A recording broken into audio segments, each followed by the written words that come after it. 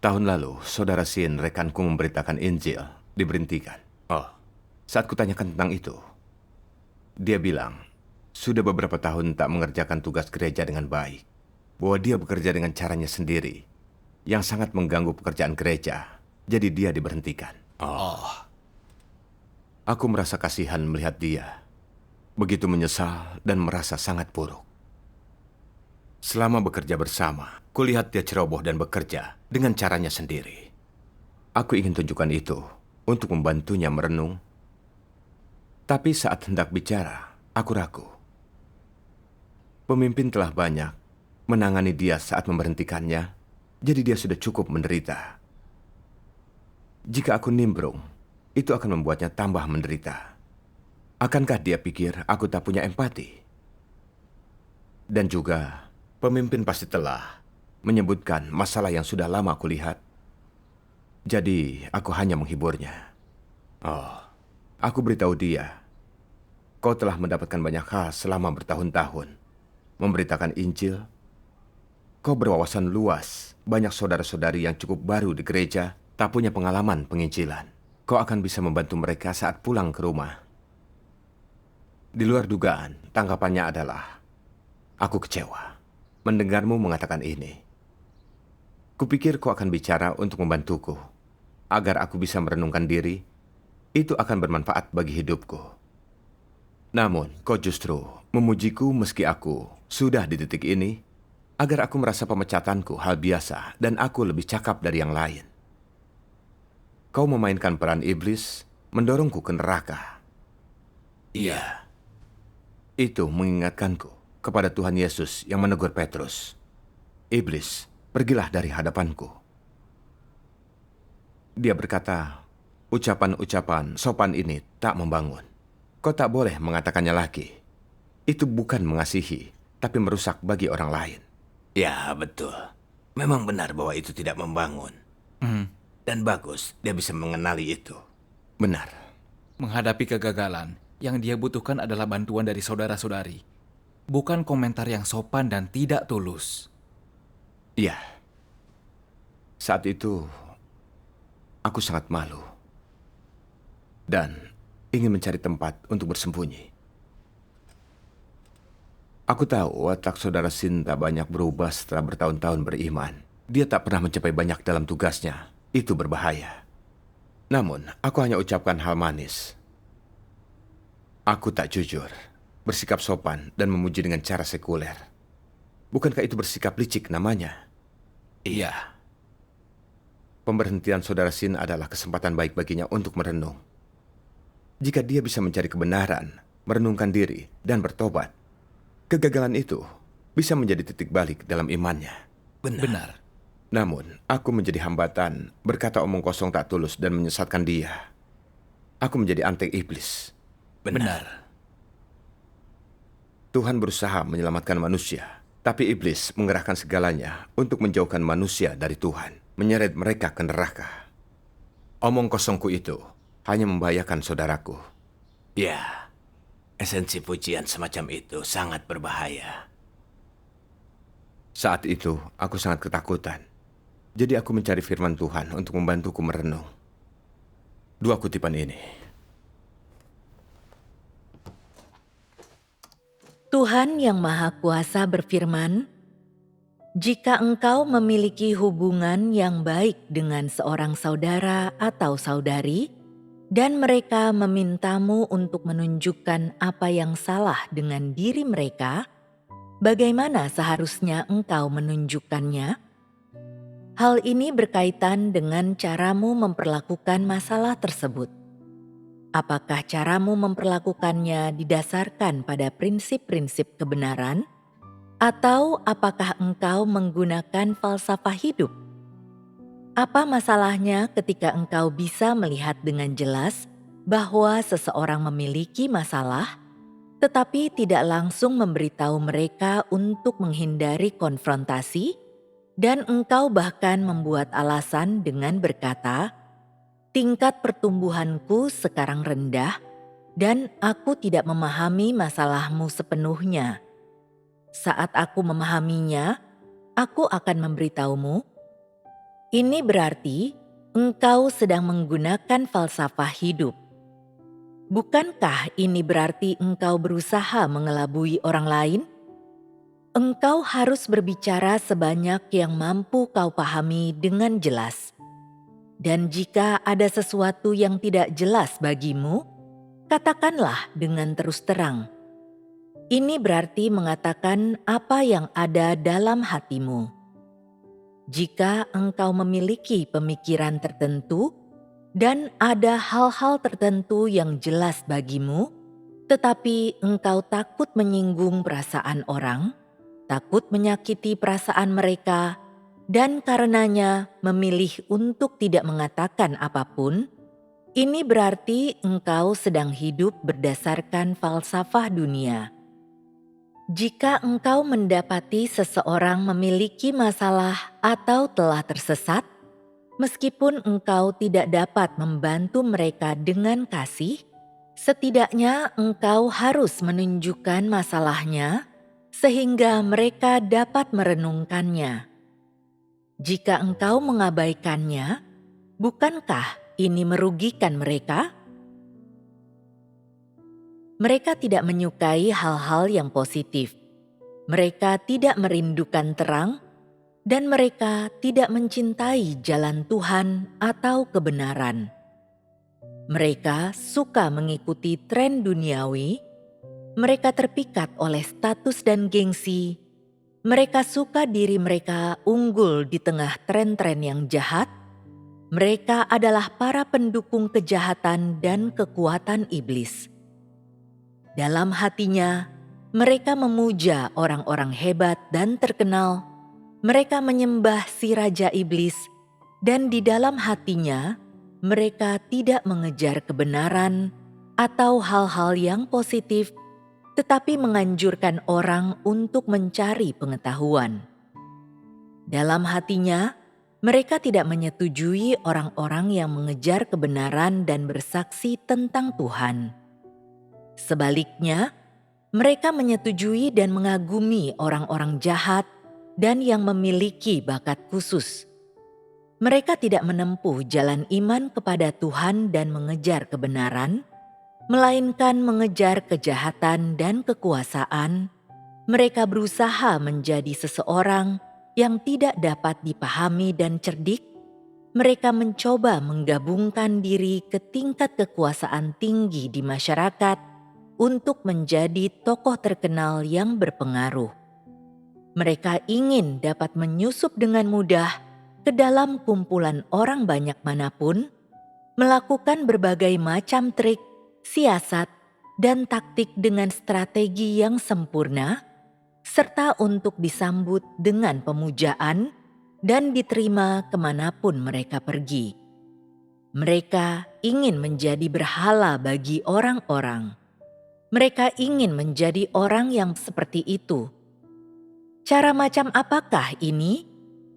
Ini adalah cara setan, jalan kejahatan.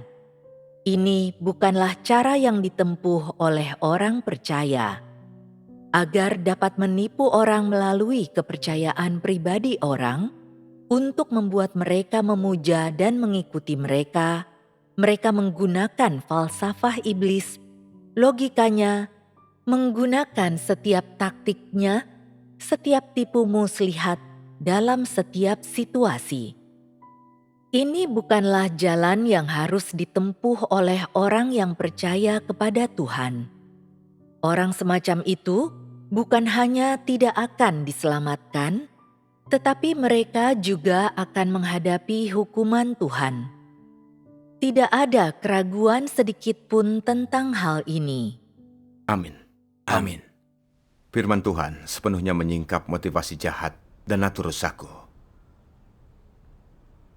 Saudara Sin telah lalai dalam tugasnya, lalu tak sepenuh hati melakukan tugas barunya. Dia tak gigih dalam pekerjaannya dan tak berprinsip, tapi bertindak sesukanya. Aku sudah melihat jelas perilakunya ini. Tapi aku takut menyinggung perasaannya, tak menunjukkan masalahnya. Dia diberhentikan lagi dan bercerita dalam persekutuan tentang kegagalannya. Aku seharusnya membahas masalahnya dan kehendak Tuhan untuk membantunya merenung dan bertobat kepada Tuhan. Itu akan menjadi tindakan penuh kasih, bermanfaat serta membangun baginya. Namun aku mengucapkan, banyak omong kosong menyesatkan. Bukankah aku hanya coba membodohi dia agar menyukaiku? Aku ingin dia merasa saat mengalami kegagalan, pemimpin baru saja menangani dan menyingkap dia. Aku justru bersikap hangat dan memberinya penghiburan. Dia pun akan berterima kasih dan menganggapku baik. Aku menggunakan falsafah duniawi orang tidak percaya. Seperti, jangan pernah ucapkan hal yang terlalu pribadi. Ucapkan hal-hal yang baik sesuai perasaan orang lain.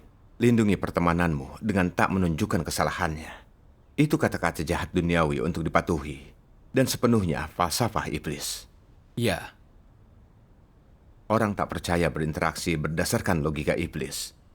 Selalu bersikap menyenangkan dan munafik. Tanpa mengatakan hal yang benar dan tulus.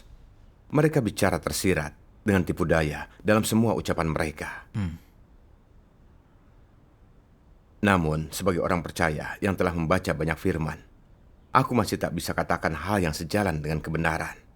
Aku malah memakai falsafah iblis seperti orang tak percaya dan menjadi sarana bagi iblis. Itu menyedihkan. ya.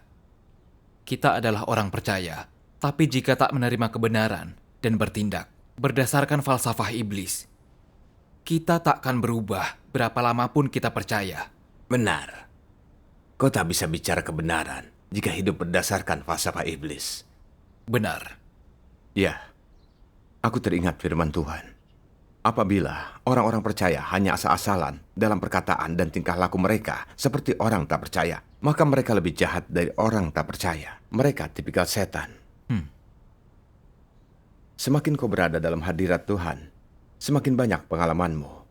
Jika kau tetap tinggal di dunia seperti hewan liar, mengaku percaya tetapi hatimu tidak, dan tetap mempelajari falsafah duniawi, pekerjaanmu sebelumnya menjadi sia-sia. Benar. Benar. Selama bertahun-tahun beriman, aku tak mendapatkan kebenaran atau menjadi orang jujur. Justru berpegang pada cara-cara sekuler. Kulihat aku bukan orang yang mengasihi atau menerima kebenaran. Aku berdoa di hadapan Tuhan. Ya Tuhan, aku tak punya keserupaan dengan manusia. Aku jahat dan licik. Aku ingin bertobat dan berhenti hidup berdasarkan falsafah iblis. Dari pengalaman dan pelajaran itu, dalam interaksiku dengan orang lain dan tugasku setelah itu, aku bisa waspada dan berlatih bicara dengan cara yang bermanfaat bagi orang, bukan menjadi penyenang orang. Namun aku dirusak begitu dalam oleh iblis. Hingga saat kepentingan pribadiku terlibat, aku tak kuasa tapi melakukannya lagi.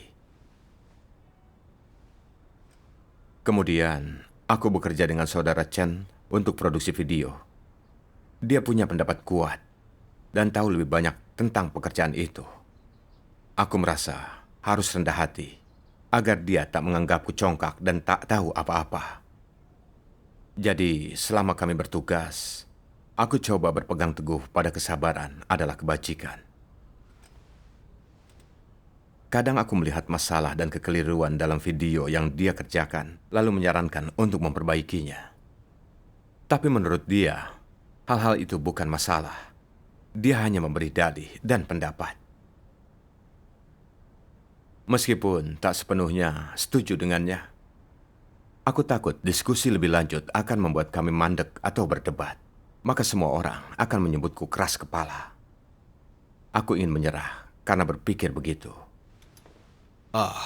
Kau tak mencari prinsip, tapi langsung menyerah, takut orang lain berkata kau congkak. Itu bisa menghambat pekerjaan. Benar. Saat kita tak setuju, kita harus mencari prinsip dan mencapai kesepakatan. Tepat. Ya. Namun, bukannya berdoa dan mencari. Seperti itulah aku bekerja dengannya. Lalu video kami keluar dengan banyak masalah. Lalu aku sadar, masalah itu adalah yang awalnya aku tunjukkan. Dan kami harus mengerjakan ulang video itu. Akhirnya dia diberhentikan karena keras kepala dan congkak. Meskipun video itu akhirnya selesai, hatiku tidak terasa tenang atau damai tentang itu. Aku merasa gelisah dan bersalah. Kulihat aku selalu menjadi penyenang orang dalam tugas untuk menjaga keharmonisan semu. Jadi aku tak menjunjung prinsip. Aku bukan rekan sekerja sejati dan menghambat pekerjaan video rumah Tuhan. Aku merasa sangat buruk. Lalu pemimpin datang membuka kedokku, berkata, "Kau tak menjunjung prinsip kebenaran dalam bekerja dengan mereka. Kau tahu pendapat seseorang salah, tapi tetap serta-merta mengikutinya. Untuk mencegah konflik dan melindungi citra mereka tentangmu.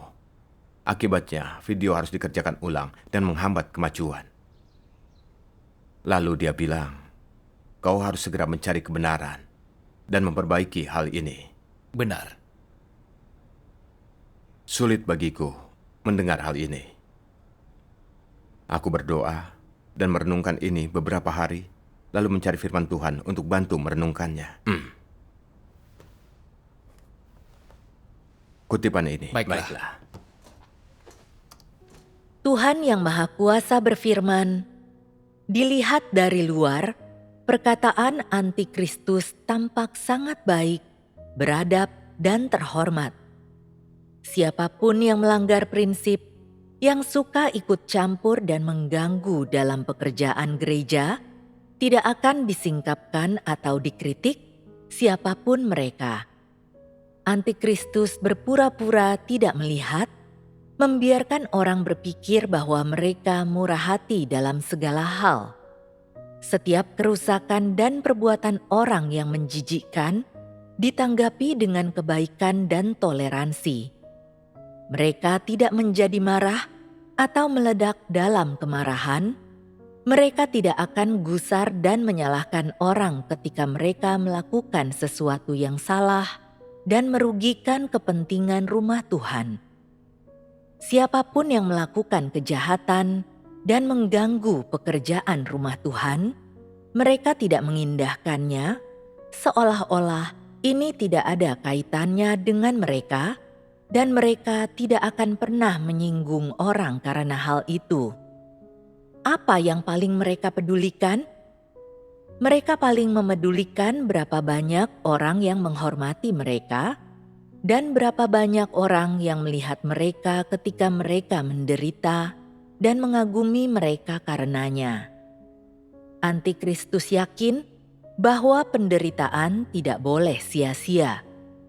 Seberat apapun kesukaran yang mereka tanggung, berapapun harga yang harus mereka bayar, perbuatan baik apapun yang mereka lakukan, betapapun peduli, perhatian, dan penuh kasihnya mereka terhadap orang lain, semua ini harus dilakukan di depan orang lain, harus ada lebih banyak orang yang melihatnya.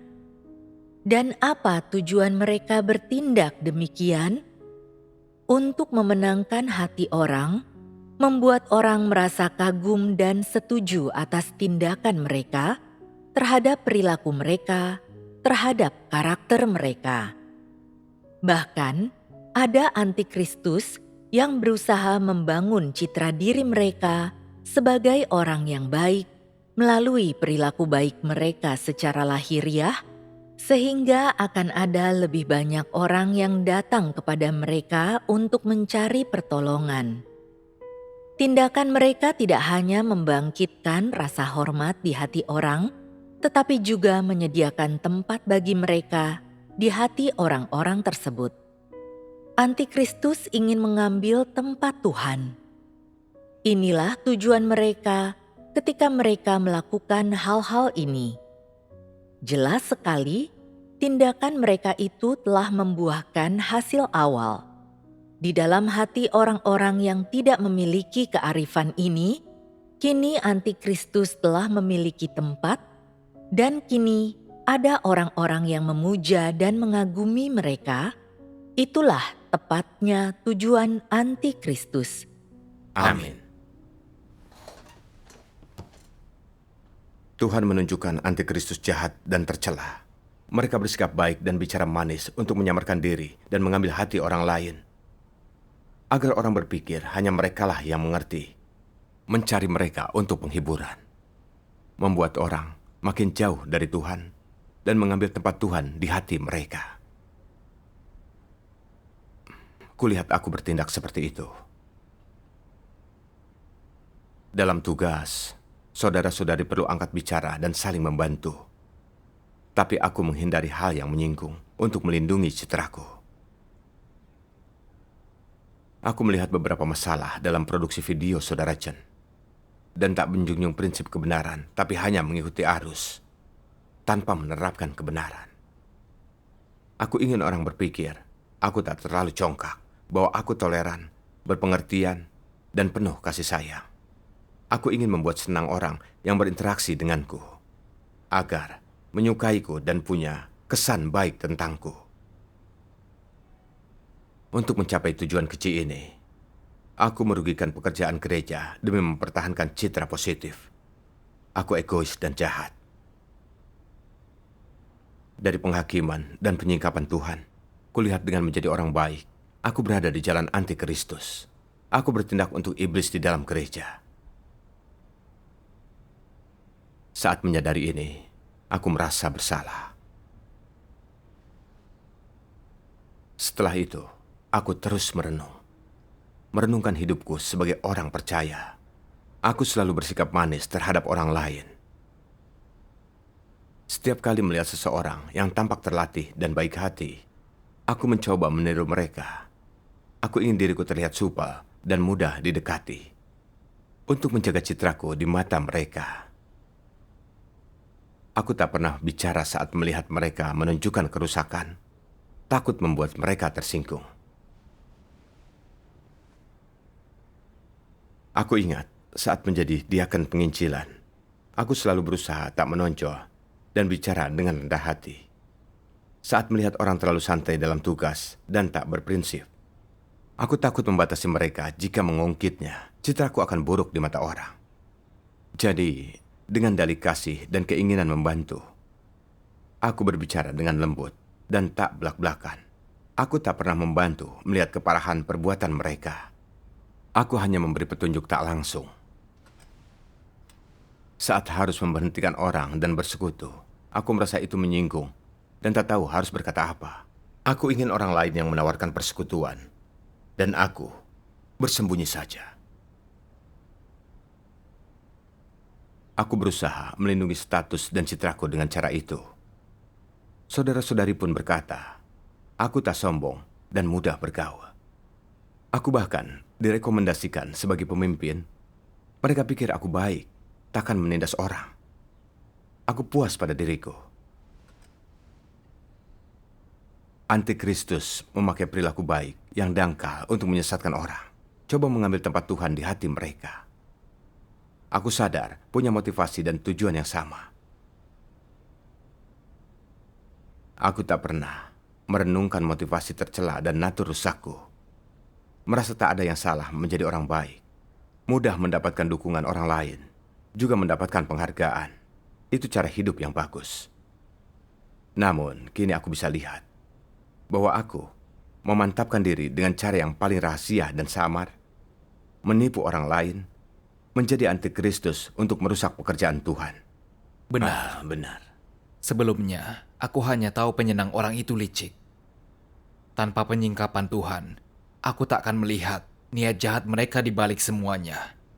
Benar. Menjadi penyenang orang tanpa perubahan watak, selalu mengejar status. Itu adalah jalan antikristus. Iya, Benar. Dalam masa teduhku, aku membaca firman Tuhan yang membuatku tergerak.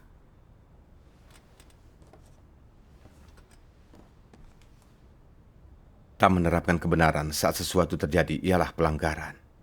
Jika kau tetap tak melakukannya saat sesuatu terjadi lagi, jika kau meninggalkan kebenaran demi melindungi kepentingan, kesombongan, dan harga dirimu, perilaku macam apa ini? Apa ini melakukan kejahatan? Jika tak pernah menerapkan kebenaran dan pelanggaranmu bertambah banyak, maka kesudahanmu sudah ditentukan. Jelas terlihat, jika semua pelanggaranmu itu digabungkan, ditambahkan dengan pilihanmu, hal-hal yang kau kejar, keinginan subjektifmu, juga arah yang kau ambil dan jalan yang kau pilih ketika melakukan sesuatu. Jika dijumlahkan, kesudahanmu bisa ditentukan. Kau harus dilempar ke neraka, yang berarti kau akan dihukum. Apa menurutmu ini hal sepele? Jika digabungkan, semua pelanggaranmu adalah sekumpulan perbuatan jahat. Karenanya kau harus dihukum. Yang merupakan konsekuensi akhir bila kau percaya tetapi tak menerima kebenaran. Amin. Amin. Amin. Aku menjadi orang baik dan tak menerapkan kebenaran. Dalam kerjasamaku dengan orang lain, pekerjaan gereja selalu dikorbankan. Itu untuk motivasi jahat memenangkan hati mereka. Itu benar-benar jahat. Jika berjalan ke arah itu, aku akan berakhir, disingkirkan dan dihukum Tuhan. Ya, kau benar. Dari firman Tuhan, aku bisa merasakan dia jijik terhadap orang yang tak menerapkan kebenaran. Aku ingin bertobat, mencari kebenaran, memperbaiki watak penyenang orang. Amin. Hei, firman Tuhan apa yang memberimu jalan penerapan? Dua kutipan ini. Oh ya, Tuhan Yang Maha Kuasa berfirman, apabila hubunganmu dengan Tuhan telah menjadi normal, engkau juga akan memiliki hubungan yang normal dengan orang-orang. Untuk membangun hubungan yang normal dengan Tuhan, semuanya harus dibangun di atas dasar firman Tuhan. Engkau harus mampu melaksanakan tugasmu sesuai dengan firman Tuhan dan apa yang Tuhan tuntut. Engkau harus memperbaiki sudut pandangmu dan harus mencari kebenaran dalam segala sesuatu. Engkau harus menerapkan kebenaran tatkala engkau memahaminya, dan apapun yang terjadi pada dirimu, engkau harus berdoa kepada Tuhan dan mencari dengan hati yang taat kepada Tuhan. Dengan melakukan penerapan seperti itu, engkau akan mampu memelihara hubungan yang normal dengan Tuhan. Sementara melaksanakan tugasmu dengan benar, engkau juga harus memastikan bahwa engkau tidak melakukan apapun yang tidak bermanfaat bagi jalan masuk kehidupan umat pilihan Tuhan dan tidak mengatakan apapun yang tidak membantu saudara-saudari. Setidaknya, engkau tidak boleh melakukan apapun yang bertentangan dengan hati nuranimu dan sama sekali tidak boleh melakukan apapun yang memalukan. Khususnya, hal-hal yang memberontak atau menentang Tuhan tidak boleh kau lakukan, dan engkau tidak boleh melakukan apapun yang mengganggu pekerjaan atau kehidupan bergereja. Bersikaplah adil dan terhormat dalam segala hal yang kau lakukan, dan pastikan bahwa setiap tindakanmu layak di hadapan Tuhan. Meskipun daging terkadang lemah, engkau harus mampu mengutamakan kepentingan keluarga Tuhan tanpa keserakahan untuk keuntungan pribadi, tanpa melakukan apapun yang egois atau hina, sering merenungkan dirimu sendiri. Dengan cara ini, engkau akan mampu untuk sering hidup di hadapan Tuhan, dan hubunganmu dengan Tuhan akan menjadi normal sepenuhnya. amin. Bagi semua orang yang melaksanakan tugas mereka, sedalam atau sedangkal apapun pemahaman mereka akan kebenaran, cara penerapan paling sederhana yang dapat digunakan untuk masuk ke dalam kenyataan kebenaran adalah dengan memikirkan kepentingan rumah Tuhan dalam segala sesuatu dan melepaskan keinginan yang egoistis, niat, motif, reputasi, dan status pribadi. Prioritaskan kepentingan rumah Tuhan. Inilah setidaknya yang harus orang lakukan. Jika orang yang sedang melaksanakan tugasnya bahkan tidak bisa berbuat sebanyak ini, lalu bagaimana mungkin mereka bisa disebut melaksanakan tugasnya? Ini bukanlah melaksanakan tugas. Engkau harus terlebih dahulu mempertimbangkan kepentingan rumah Tuhan, mempertimbangkan kehendak Tuhan, dan mempertimbangkan pekerjaan gereja, serta menempatkan pertimbangan ini sebagai yang pertama dan terutama. Baru setelah itulah engkau dapat memikirkan tentang stabilitas kedudukanmu atau bagaimana orang lain memandangmu. Bukankah engkau semua merasa bahwa hal ini menjadi sedikit lebih mudah apabila engkau membaginya ke dalam langkah-langkah ini dan melakukan beberapa kompromi?